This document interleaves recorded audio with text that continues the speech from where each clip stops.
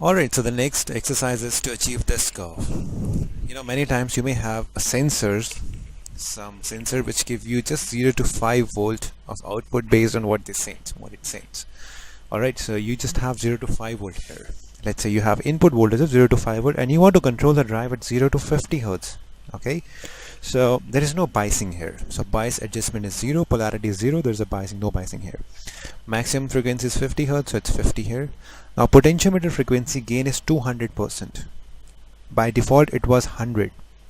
In 100% we have 5 hertz of jump at 1 volt. If you similarly just put 200%, it will give you 10 hertz of jump at 1 volt. So 0 volt is 0 hertz, at 1 volt it will be 10 hertz, so on. At 5 volts it will be 50 hertz. But if you want to put in the formula, it says full voltage range 10 volt, effective voltage is 5 volt into 100 accounts to 200. So just by putting 200 in 50 you may achieve this curve. So let's see that. So parameter 50, this should be 200 hertz, 200%. This is the potentiometer frequency gain, the gain at 1 volt. Okay, polarity was 0, adjustment should be 0,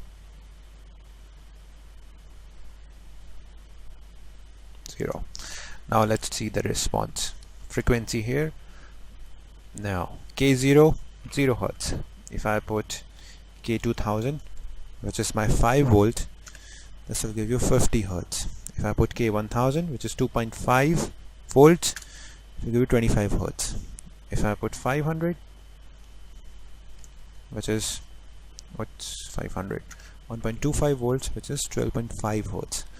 So that's how your voltage range has shrunk to 0 to 5 volts, for which you are getting 0 to 50 hertz. Beyond 5 volt you will still get 50 hertz, but that voltage is not useful.